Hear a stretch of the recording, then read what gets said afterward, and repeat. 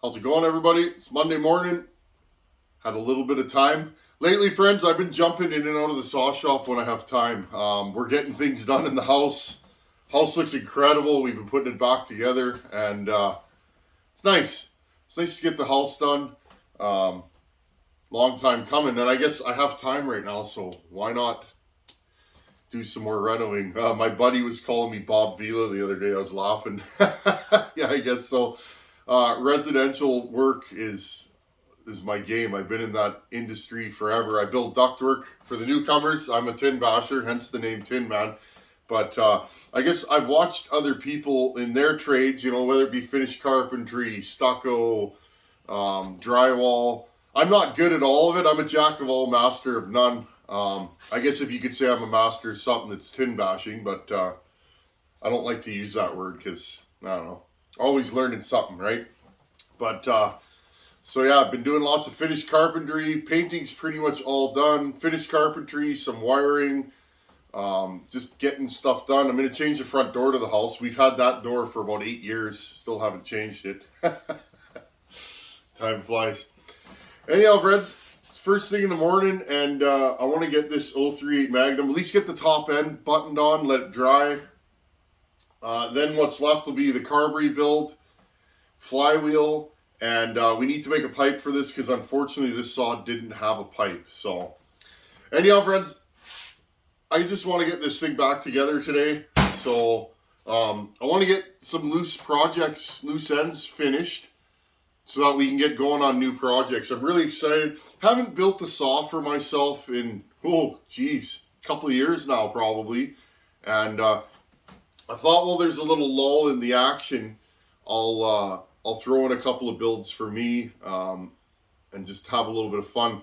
I like to do a few builds for myself here and there to test theories. Keep myself sharp, friends. I like to test theories. I always have ideas in my mind and work saw ideas, right? I don't build hot saws here. I build work saws. I want my saws to run strong, start idle, and be useful for a full day of work, day after day. So that's what we're building here. Hopefully, and you never know, friends, I'm never going to say, all my saws are the best, because sometimes you blow saws up, sometimes you pick a set of numbers that are just, they're just okay. Hopefully you can fix it after, but that's the deal. I'll always be straight up with you guys, I promise you that. Okay, I'm going to bring you guys in close on showing you guys. I got the cylinder prepped, intakes on, got everything cleaned. Lots of ideas on how to get carbon out of a cylinder. I just put a wire brush on my Fordham and I just go in there like this into the combustion chamber and it's gone in about 2 minutes. Then back in the house, friends, wash everything. I wash everything with a good dish soap. I stick my thumb in the spark plug hole and I'll scrub it in there until the paper towel comes out clean. Same thing with the piston. I went over and I broke all the corners. Just gave them a little bit of a chamfer on the skirts and sides. I rounded these edges so they're not so sharp. Washed the wrist pin. Just wash everything, friends, is what I always do. You do it your way, and I'm not here to tell you guys how to do anything. I'm here just to show you what I do. So everybody has their own way, and if your saws run and last, whether they're stock, modified, anything in between, that's good enough for me. Okay, let's jump in here and let's get this top end installed. I want to get some work done on this saw. I'm anxious to see how it's going to run. I got lots of cutting to do over at my cutting spot there. Lots of blowdowns and snags, and so I can quickly break this saw in and give it back to Fab Willie. Maybe we'll have to drive there and hand deliver it if we have time. The couple little things on this saw, the operator presence lever is sticking, so I'll have to take this handle apart and see what's going on there. It might just be because the carb's not hooked up. There's no fuel filter on this saw. Fuel line's still nice and pliable. I replaced the impulse line. That was kind of stiff. I mean, it's still pliable, but it's getting to the point where it's probably going to fail soon. Mounts are okay on this saw. Yeah, I think I think more or less we've gone through all the important stuff, replaced whatever is necessary. Did the crank seals. Bearings look like brand new. They feel good. Same with the crankshaft. There's no discoloration on it or anything like that. So the main thing with an old saw like this is getting it clean. This thing's filthy. If I was going to rebuild the whole thing, I would just take it to the car wash and hit it with a high pressure wand. But we're not completely doing this saw. We're making it run again. Again, another old relic that's been sitting on a shelf that we're going to put back into service. That's what we do here. Okay, I'll bring you guys in and let's start the install of the top end. Okay, friends. First thing I usually do, get stuff oiled. Okay, there's our wrist pin bearing, or gudgeon if you're from the other side of the pond. Okay, now super important, and I like to do this a couple times. I've already done this 2 or 3 times, but I'll show you guys. A little bit of brake clean. Okay, I want to make sure there's no grease or oil on this surface. This saw is disgustingly filthy, friends. Again, I think somebody probably ran used motor oil through here at some point. It has all of the makings of a used motor oil saw. It's very black and just cruddy all the way around. The clutch was full of black debris, kind of like diesel oil. I hope it wasn't diesel oil, but some guys do stuff like that, and it's a thing. Used motor oil is definitely a thing in saws. Guys do it all the time. Not a big deal if you're the guy running the saw, but big deal if you're the guy working on the saw. Okay, so prep all these surfaces here. Make sure they're nice and clean so that your moto seal sticks to it, or whatever sealant you use. Again, guys will argue about sealants even, and I guess I don't do that because it's like, I just use what I use. I found Moto Seal years ago and it's worked for me. Never had one fail. Some guys have. To each their own, right? So, okay, friends. Now, next thing I'm going to do here, I got my piston. Okay. I'll install a ring on the side, or a circlip on the side that I can't get at. So, in this case, I've decided to install this from this way in, because this side's covered, right? So, this is the meat and potatoes. I know a lot of people want to port saws, and porting's a lot of fun, it is. But building saws is the fun for me. Getting them running again, whether it's a vintage Homelight or a McCullough or any of that stuff, it's just fun. Okay, arrow facing exhaust. I'm going to pull this up here. Now this wrist pin is very precise. It's funny though, friends, I noticed once I washed it, it slides in better. So I don't know if there was a little bit of dirt. I'm just pushing it in. My screwdriver. As far as I can. This thing's going to give me a little bit of trouble, I think. Okay, I'm going to give this a little tap. I'll try not to bump you guys. Okay, give this a little tap and get it in there. It's very snug on this saw, and again, I don't mind that. Just want it past the groove where the circlip fits. There we go. Now, I am using, I'm going to flip the saw on its side here. I am using OEM circlips, friends. Again, we're all biased. I'm as biased as the next guy. Believe me. I am. I lost a saw years ago because of an aftermarket circlip. Now, it wasn't a highway circlip. It wasn't a Meteor. It was another company that I'm not going to mention because I don't do that. I read in the comments the other day, a sample size of 1. Yes, a sample size of 1 is not good science to me. But see if I can get this in here on camera. Now I always put my thumb over it, friends. want the opening to the bottom. That's what they say. This saw had the openings to the top, and it's original, so go figure. Let's see if I can get this in here on video. Yeah, the whole sample size of one. I try not to do that, friends, because one failure doesn't make for bad parts. And the company that made that piston, I have several of my own saws running those pistons for years, and those circlips with no problems. So, but I've had some circlip issues in the past. I lost an expensive saw because a circlip let go, and so I try not to run aftermarket circlips. Okay, circlips in there. Now all I do, friends, is I wiggle it. Okay, spin it in the groove and make sure that it doesn't pop out. If it does pop out, it'll go flying across your shop and you'll find it in 6 months. I found a circlip. You Chevy guys, you know the circlip that holds the steering wheel on? My steering wheel was at a funny angle in the old 6.5 turbo diesel there. And so I took the steering wheel off and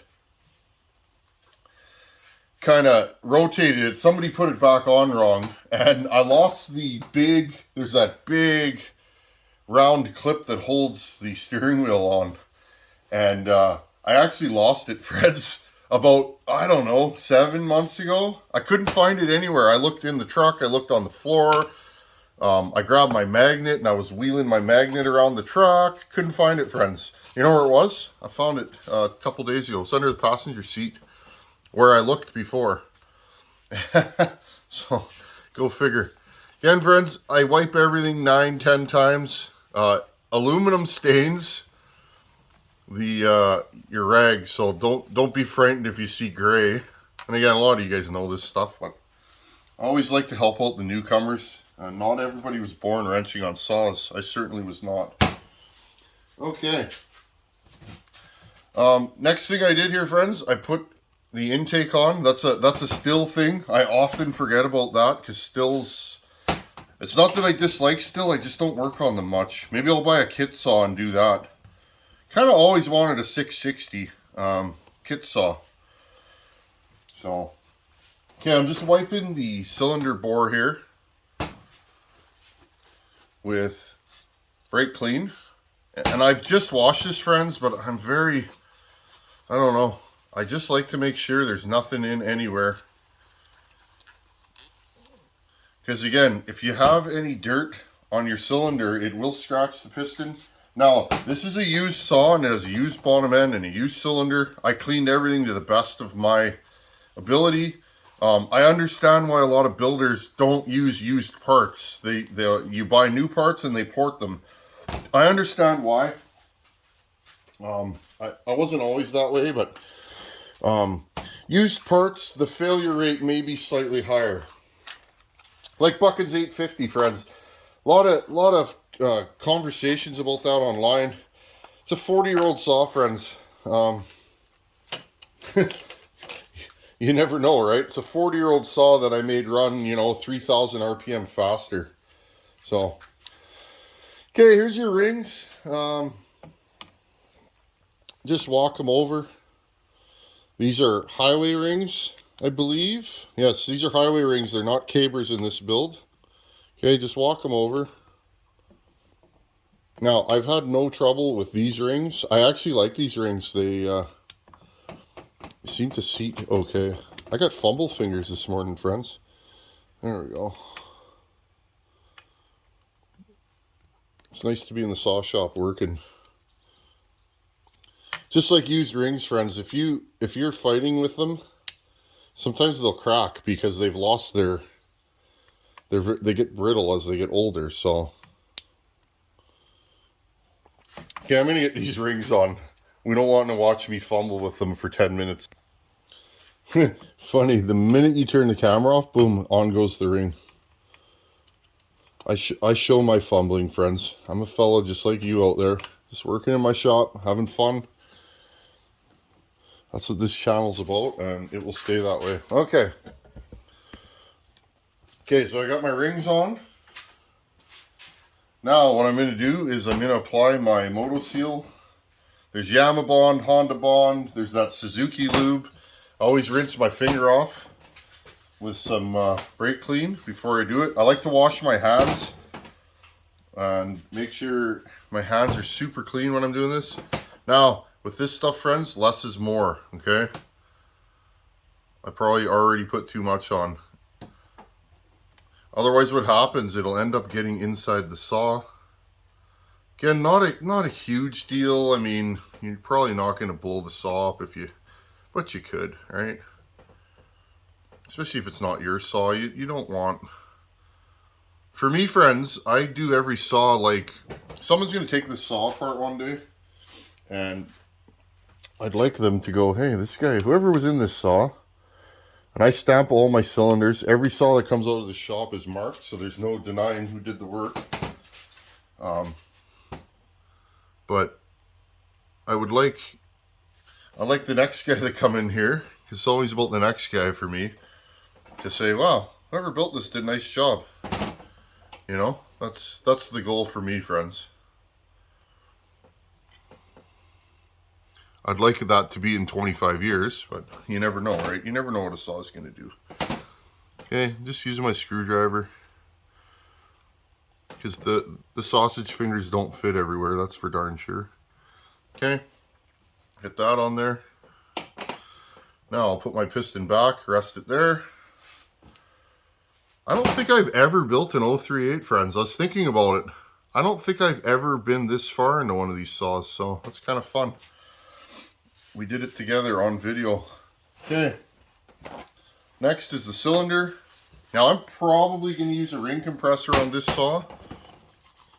Huskies, you guys will see me do it with my fingers, but most of the Huskies I work on only have one ring. This saw has two.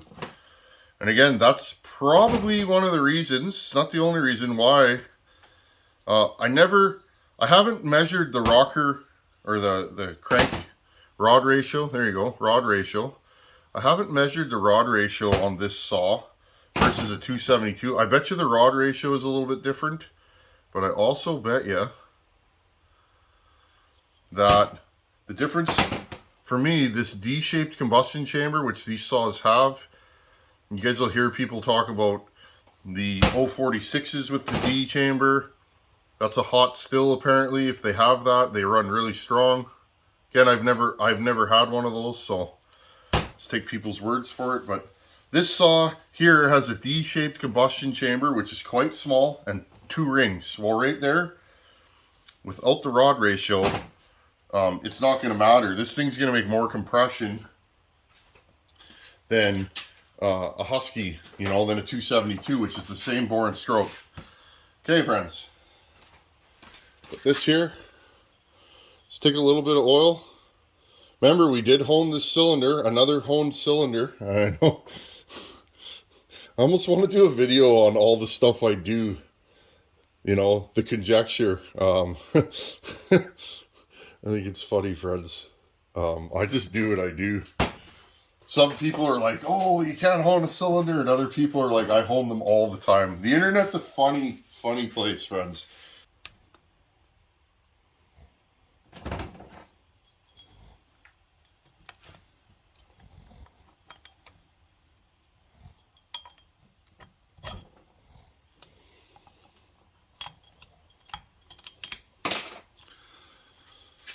Okay, now to get this down into here. Okay, friends, I pulled the intake through. It's one thing about Stihl, and I'm sure I've mentioned it 8 times in this video, that I've never enjoyed, is the fact that you got to put the intake on, basically, unless you have the handle off, but you got to put the intake on first and pull it through, which makes it a little bit harder when you're using a product like Moto Seal. I think we should be okay though. We did that fairly quick.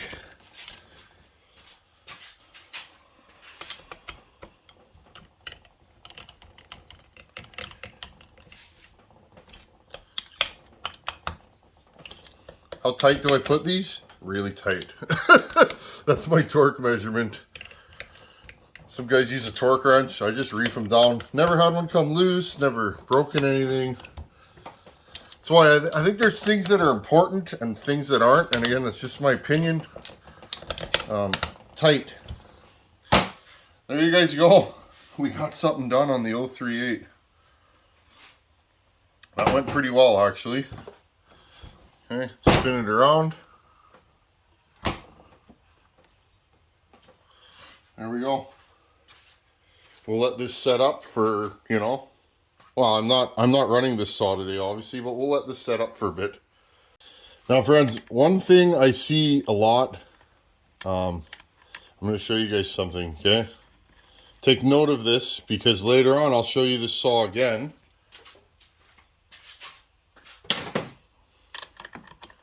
I see guys doing this. Guys show me their saws being built, or they're built, and they go, wow, does this thing have compression? Friends, right now, this saw has tons of compression, okay? The reason for that, friends, is it's full of oil. I oiled the cylinder really good, okay? So when you're building a saw, I wouldn't even test the compression. And really, friends, I rarely compression test anything. It either runs or it don't. Again, another one of my little things. But friends, this thing's full of oil. It's going to have a lot of compression right now. So if you're going to test compression, wait till the saw's broken in. This thing will have lots of compression right now. I'll run it for a bit, you know, a tank or two. After a tank, the compression will drop a little bit from what it is right now. It's not dropping, but the oil will be gone. And then as it breaks in, the compression will slowly come up until it levels off. Sometimes it takes 5 tanks, sometimes it takes 10.